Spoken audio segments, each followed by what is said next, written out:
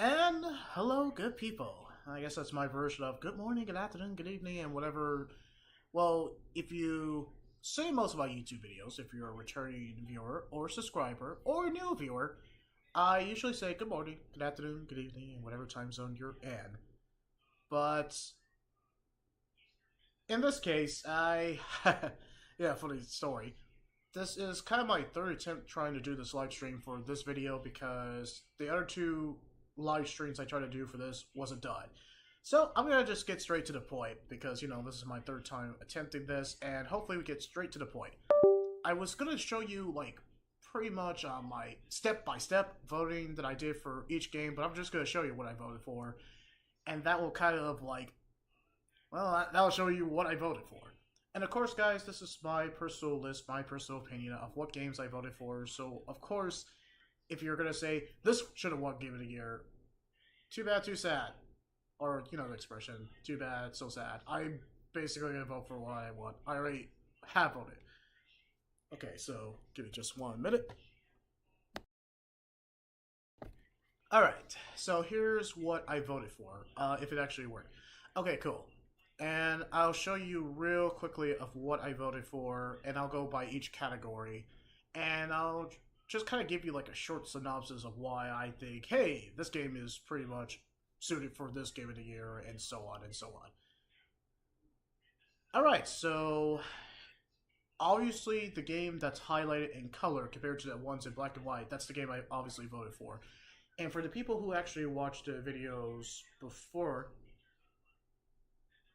and the people who actually watched this video for before, you actually saw me vote. But of course, I screwed up on the last stream, so you didn't get to see it. So I kind of give you those synopsis. So for this one, Game of the Year, recognizing the game that delivers the absolute best experience across all creative and technical fields. It's no secret that I wanted Metaphor ReFantazio to win.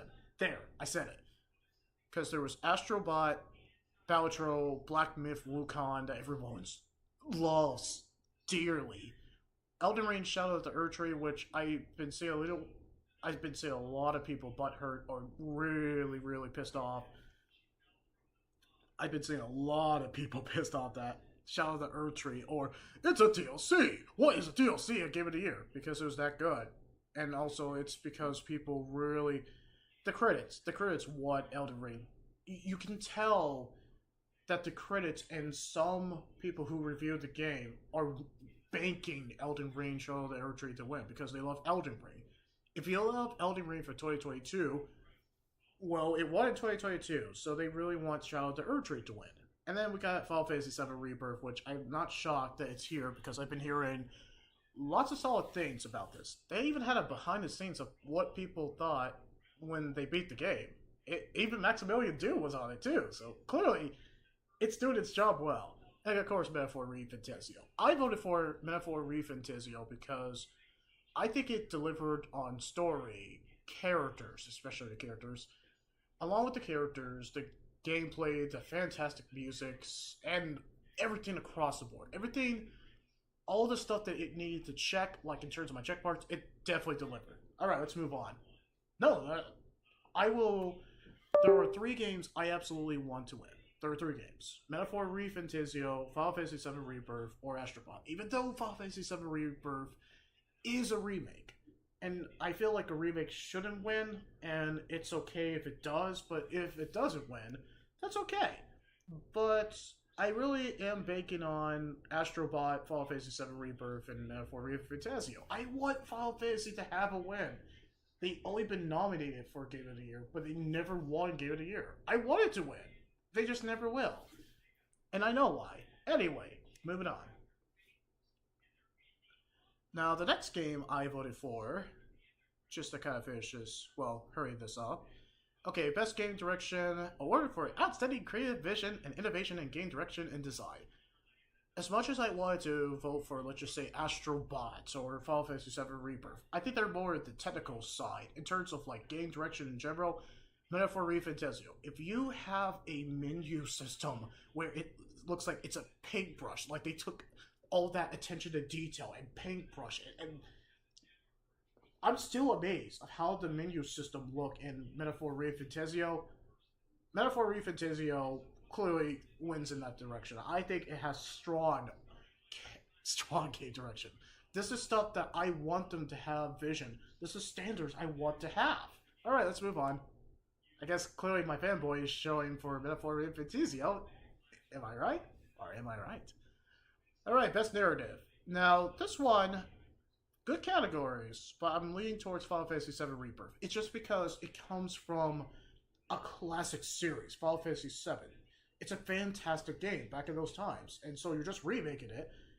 Even though a remake shouldn't win best narrative, so it's my list.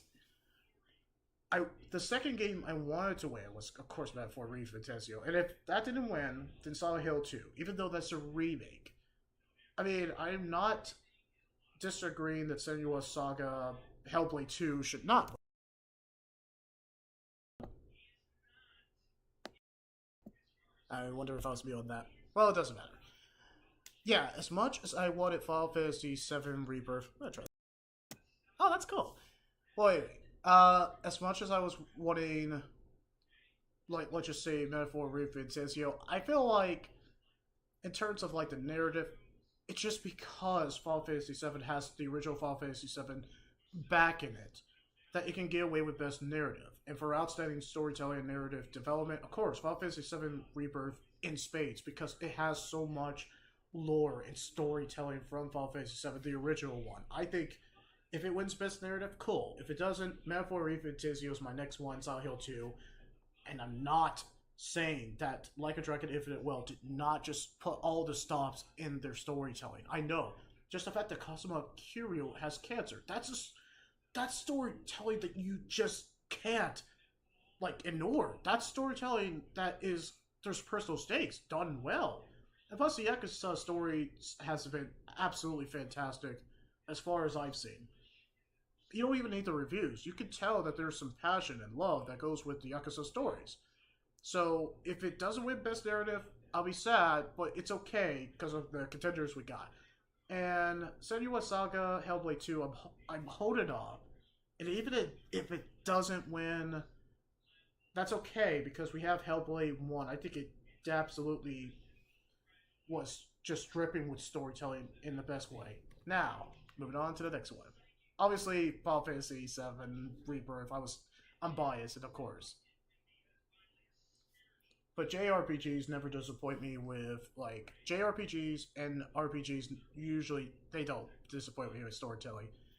Alright, best art direction, easy enough. Menu system, the character models with clear, crisp attention to detail in terms of anime style done in the most unique and organic way. Yes, of course, it was going to be Metaphor Refantazio. The second one would have been Neva, but I mean, come on, Neva had some strong contenders. Astrobot, strong art direction, but more of a technical side. And Black Myth Wukong, strong art direction, but more of a technical side. I don't know if we should count Shadow of the Erdtree. Of course, art direction's fantastic, but no, I'm still leaning towards art direction. If Metaphor doesn't win, I'd be surprised. I want Neva to win, but it's okay if it doesn't. I'm just glad that Neva was a dodge. Alright, so in terms of the next one, I voted for two, just to hurry this up. The best score in music, and it was a hard one, because Stellar Blade has a fantastic soundtrack. Solid 2, it has Akira. Of course it's going to be fantastic. If you heard the original Silent Hill 2 soundtrack, you know it's a banger after banger. Metaphor Refantazio, you already know how I feel about it. You already know. If you see my Metaphor Refantazio walkthrough, you know how I feel about the music. It's astounding. Final Fantasy VII Rebirth will always be Chef's Kiss because it's Nobuo Uematsu. And Astrobot, the soundtrack absolutely fits the game, and it does the game so much justice. It's a solid soundtrack for Astrobot, but I'm going to say Metaphor Refantazio because of from the opening theme, the battle theme especially, from just the menu, and everything works for the soundtrack. So I wouldn't be surprised if Metaphor Refantazio wins in terms of best soundtrack. So clearly, I want Metaphor Refantazio to win. Is it freaking obvious? Yes! Yes, it is! Best audio design, easy enough. I was going to say Senua's Saga Hellblade 2. If there's one thing the Sega or the Hellblade series do well is audio design. Having to play a schizophrenic woman and you hear the audio cues right in your mic, that's still innovative and that's still amazing. Not saying that Astrobot, Black Ops 6, Final Fantasy 7 Rebirth, Silent 2 doesn't exceed in audio design, but man, Senua Saga's next level, and we all know it. Even if it doesn't win, I'm gonna be surprised on what wins that one. Alright, and in terms of best performance, I was pretty much gushing over 3 people who would win, but of course my vote, because it hasn't changed since 2017 when she played Senua, yeah, Melina Jerkins. Melina Jerkins is always going to be Oscar-worthy performances. She kills in it, and she gives more than 100%, and we all know it. But if she didn't win, then it would have been Luke Roberts and Brianna White. I just don't see Humberly Gonzalez. I don't think she's a bad actress. I just think she was in the wrong project, a Star Wars game. Not saying that she didn't give it all. I just think she was in the wrong project. And had to tell, I feel like she did probably get a good performance, but compared to the other 3, no, she's outclassed. She's much better than Humberly Gonzalez, I imagine, but compared to the other 3, no. I imagine Luke Roberts just gives it his all for James Sutherland, and Brianna White, I can see it, but it depends on what her role is as Aerith in Final Fantasy VII Rebirth. I'm not saying that she's going to be disappointed, I'll just be surprised if she's good. Melina Jerkins, I know she gave her all. Alright, take a swig. Alright, in terms of innovation and accessibility, I feel like Black Ops 6 is the obvious choice. Just the fact that I feel like Call of Duty has had years under their belt to do anything with accessibility. I imagine people would vote for Dragon Age the Veilguard as the second one, or probably be the other obvious choice. Everything else, probably, but Star Wars Outlaw is broken, Prince of the Persia Lost Crown, who's actually playing that, Diablo 4 Vessel of Hatred, fans hated it. Well, a lot of people who don't like Blizzard hated it, but I'm not saying the accessibility is there, it's just that I feel like the Veilguard and Black Ops 6 would be more focused on accessibility because of hours and hours that you're playing with the game. That's just me. But I think Black Ops 6 is the obvious choice. If not, I wouldn't be surprised if Veilguard wins. Alright, games for Impact. That one was a tough one because it was Closer to Distance, never heard of. Indica, it's been on my radar, but I haven't got it yet. Neva, I completely understand that. Life is Strange, Double Exposure. I feel like it's too easy of what Life is Strange, of their social message that they're trying to do. But that doesn't detract that their games are fun, and they're clearly doing something right. They're on their, how many games have they made now? Doesn't matter. Hellblade 2, I get why it's there. And Tales of Conzera Zao, I get why it's there too. But I'm going to say Indica. Just the fact that there's a game specifically using the video games as a medium for talking about religious debate, I find that intriguing and fascinating. So I'm going to vote for that, and even if it doesn't win, that's okay. I just want to be the person who voted for it. I don't think it gets a lot of recognition, and it kind of sucks, but it's okay, because that's just how it is. Okay, best ongoing, I said Helldivers 2 because just the fact that people are still talking about it. This is awarded to a game for outstanding development of ongoing content that evolves with the player experience over time. Helldivers 2, people... It's fresh, it happened in February, people are still talking about for Super Earth. Let's move on. I'm not saying that people don't play Fortnite and Destiny 2, but Helldivers 2 just seems like that live service game that took people by storm, obviously. Best community support, obviously it was going to be Helldivers 2. Recognizing a game for outstanding community support, transparency, responsiveness, inclusion of social media activity, and game updates and patches. Helldivers 2, obviously. For Super Earth. Okay. Okay, so the next one, to move this on, best independent game, I said Animal Well for outstanding creative and technical achievement in a game made outside the traditional publisher system. Animal Well in spades. I am not saying that Balatro, Lorelei, the Laser Eyes, Deva, and UFO 50 are not innovative and go outside the box. I just think Animal Well was just shadow dropped, And the fact that no one was expecting it, and it just did remarkably well. It's just that outside of the box that I want independent games to take standard for. If not, Balatro would have been the next one. But yeah, in terms of indie games, MOL in spades. I think it was a fantastic game, and I think it got a lot of recognition for being indie game. I feel like indie games did kill it this year. And best debut indie game for the best debut game created by a new independent studio. MOL in spades. I am not saying that Balatro did not deserve best debut indie game. It was one of those games that nobody really played, and I enjoyed the crap out of it in terms of video game trials. I just think MOL was next level of a game that no one heard of and being Shadow Drop, and then delivering of being Shadow Drop. I didn't know it was going to be that good. I saw the trailer, I was like, but what's it about? And then I played it, I was like, okay, it's actually good. It's actually solid.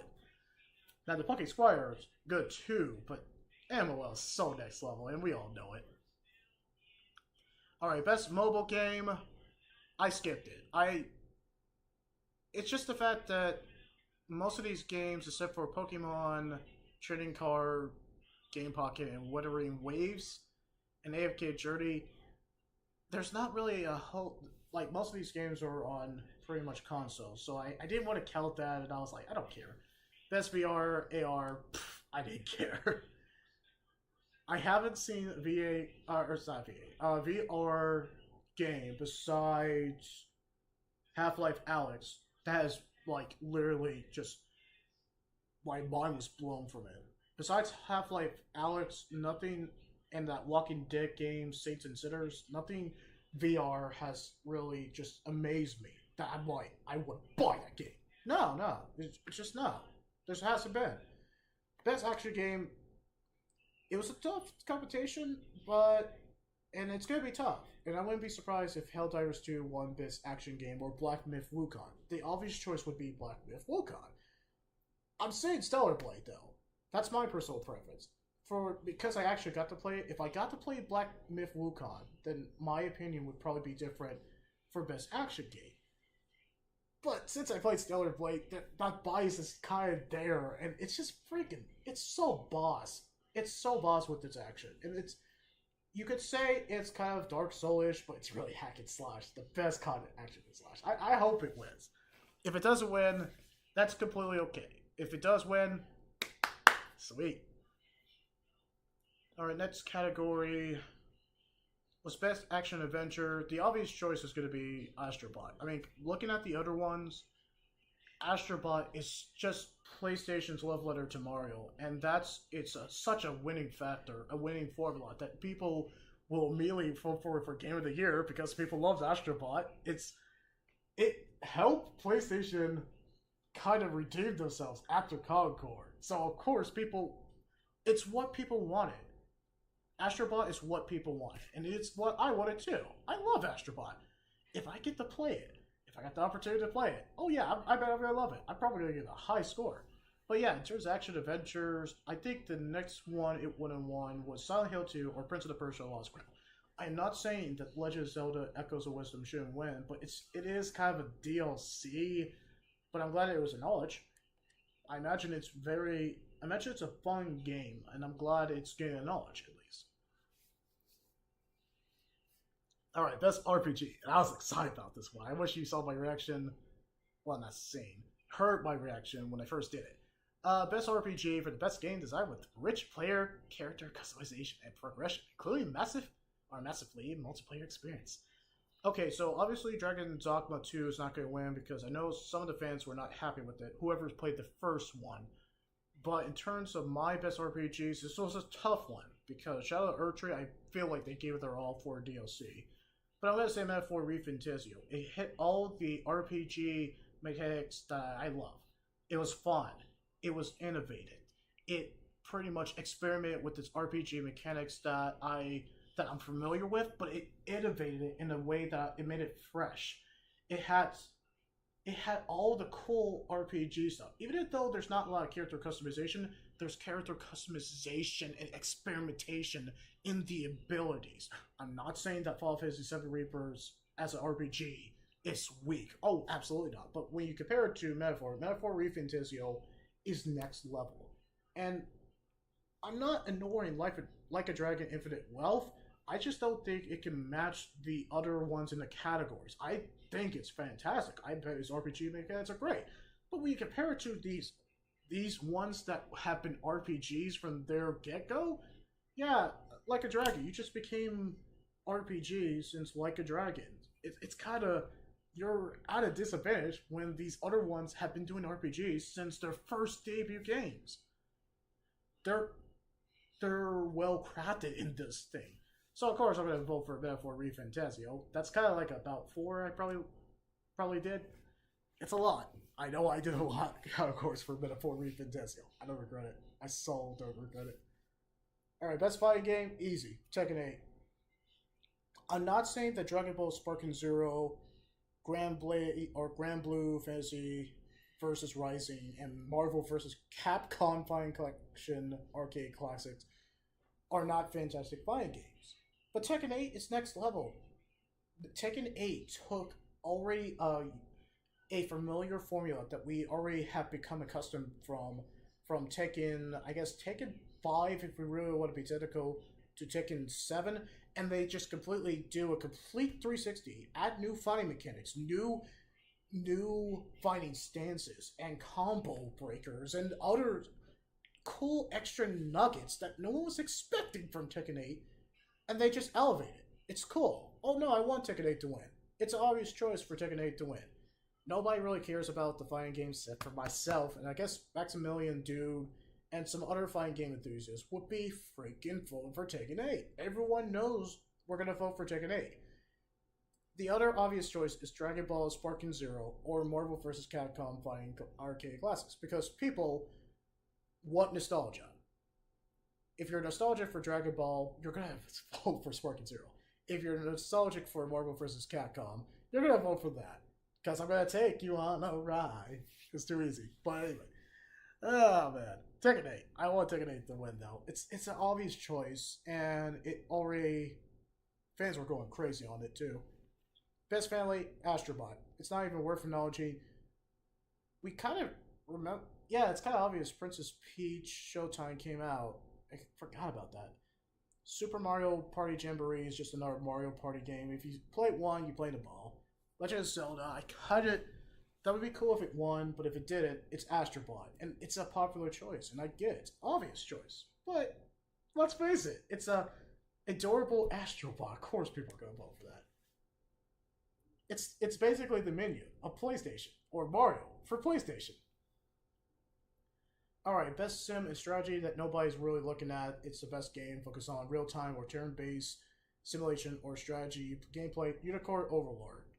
Because I played it, and I put the time in it too in terms of the demo, yeah, it earns it. It's definitely a best strategy. It's like a really cool fresh spin of Vanillaware doing it with the type of like strategy aspect, and it's so unique, and it's strategy at peak. I'm not saying that the other ones don't do well, I just think Unicorn Overlord has staying power. Okay, in terms of what other category we're in, I didn't care about best sports and racing. If you saw my first reaction, crickets.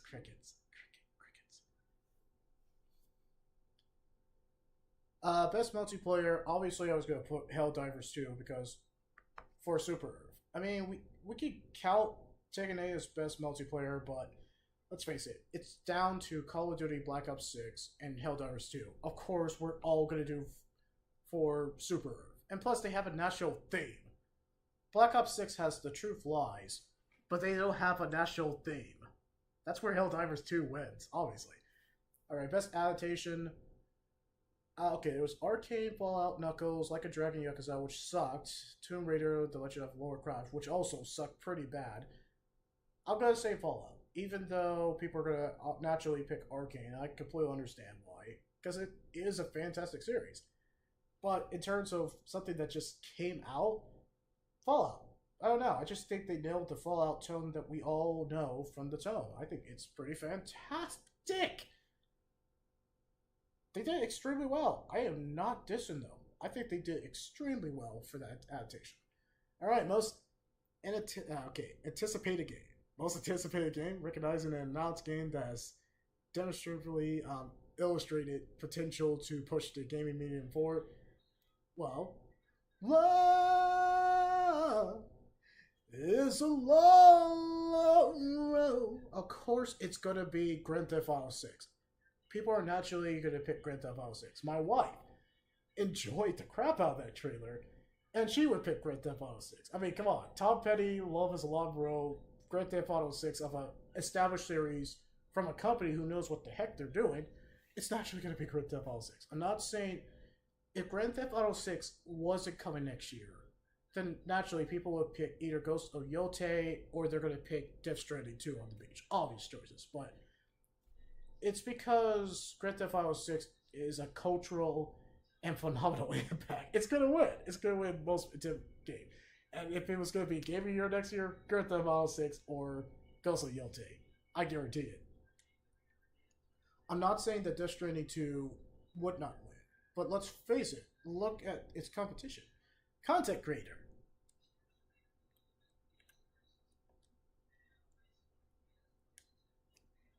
That's how I feel.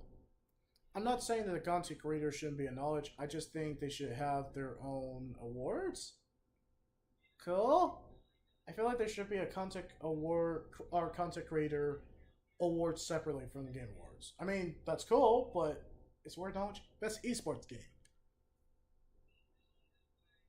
It's because I don't do a lot of esports. Best esports athlete. I feel like Faker would win. I saw a lot on the live chat that Faker would win. Best esports stand. I was trying to say team. Alright. And that's pretty much it. Okay, so round 1 opens December 2nd. And so guys, during that time, I'll probably vote 2. And I can only vote for 10. Then round 2, vote for 5. And then vote for 1. So yeah, that's pretty much it. That is literally all the categories. So I want Metaphor ReFantazio to win. And in terms of like round 1, I guess I'll get back to it. Vote for 10. And yeah, okay. I'll probably mark that on the calendar. So I'm going to mark that on my calendar right now.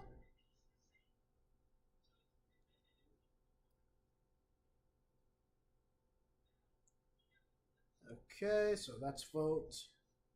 Let's say VGA. That's round 1. Cool.